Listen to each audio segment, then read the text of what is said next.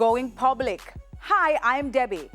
It's a topic she's tackled before, but Queen Ifrica now laying her trauma on the line. The outspoken singer has accused a close family member, among others, of sexually abusing her.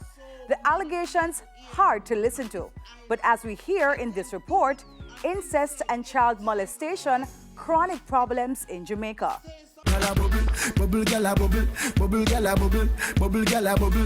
Twerking, bubbling, getting on down. Popular culture celebrating a good time. But amidst the carnival of carnality, something dark lurking in the shadows. We sell this country as a place for sun, sea, sex, and sand. And then we want to pretend that there's no sex happening in households, that people aren't incested, that people aren't molested. Daddy, don't touch me there. I'm gonna tell on you one day, I swear. I had a rocky childhood coming up, and so my dad was a part of that rocky childhood because I never knew him as a father.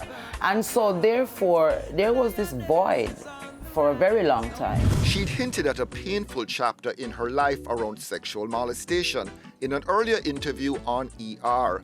But Queen Ifrica giving graphic details of being abused in a recent social media post. The reggae singer's allegations targeting a close family member and eliciting mixed reactions from the public, some commending the Queen for speaking out, others asking why no. But the problem's serious, even chronic, according to some experts. And I remember some literature from the Ministry of Health many years ago, perhaps 10, 15 years ago. They came out with a book that looked at sexual initiation of girls in Jamaica. And at least 50% of those girls interviewed had been initiated by a family member. The Child Development Agency reported over 4,000 cases of sexual abuse of children in the last year alone, and a 70% increase in such activity during COVID. Clinical sexologist Karen Carpenter, only too familiar with the problem. The registry had over 4,000 cases. I guarantee you that that is at least 1/10 of the cases that exist. I guarantee you that is much more prevalent than the cases that are with the registry. Molestation and incest inflicting a lifelong scar on the victim. Shame and guilt keeping many silent. But psychologists like Carpenter urging them to open up to someone they trust. It could stop the perpetrator in their tracks since they don't want to be exposed. The first thing I suggest people do is that you go and register at a public hospital, ask to see a psychiatrist/psychologist, and you will be referred to one of us. Certainly at the UWI hospital, you'll be referred both to child guidance if you're a child, or to the regular psychiatry ward, and then to the sexology clinic. We actually do see those cases in the sexology clinic, which is specifically for sexual abuse. So report it, speak to someone, and then try and see a professional who can assist you if within the family you're not getting that support that you need. So give us some sort of insight into the psychology around or of incest, of pedophilia. I have never met a pedophile who admitted to the act.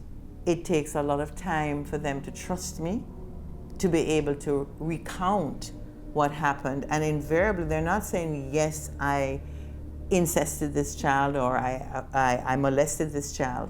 They're telling me their story as a victim.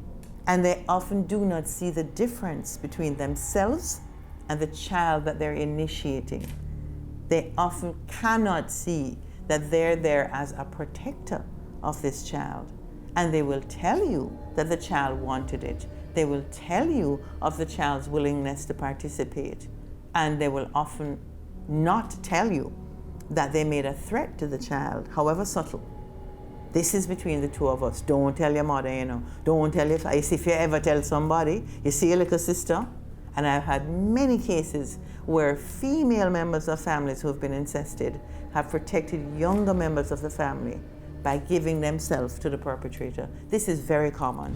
Is that 12-year-old or possibly even younger, maybe older, going to say something to somebody, or are they going to blame themselves? They invariably will say something at some point when we don't know, but it's not either or. They also blame themselves.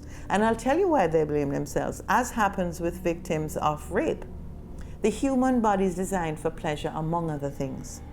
And the biological response to stimulation is pleasure. And what guilts the person, what makes them feel really ashamed, and shame is a big part of this, is that their bodies may respond even when their minds are saying no, even when they're fighting, even when they're pushing the person off. And if they're not physically able to push that person off, then their body is going to be responding in a way that they don't expect. And that is where the guilt lies.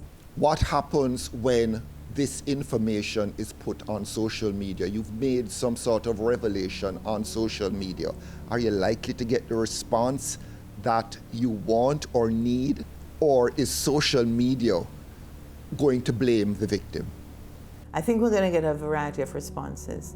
I think that many people who are silent will see that the person really struggled to come out and say these things. But they may keep silent because they themselves have been abused and they don't want to be pointed out as someone who's been a victim. Victims carry a lot of shame. I think social media has become our new confessor. We now have, gone from Oprah to the social media where everybody can speak. And I don't know whether it's good or bad. What I do know is that admitting it is difficult.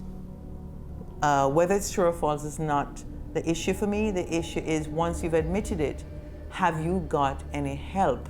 To that person out there who made that kind of revelation on social media, any advice? I would say that anyone, and I think we're going to see a lot of copycat of this very same behavior. I think we're going to see lots of different people coming out and making these admissions. For anyone who is making an admission like that, my advice is register at your local hospital. If you can afford private care, then you get private care. But if you can't afford private care, then you're going to need to go to the public health system, register, and ask to see a psychiatrist or a psychologist. The help is there within the public health system. You can get help, and it is possible to recover from these kinds of trauma. We all have secrets, and the secrets are what are causing the trauma in the mind.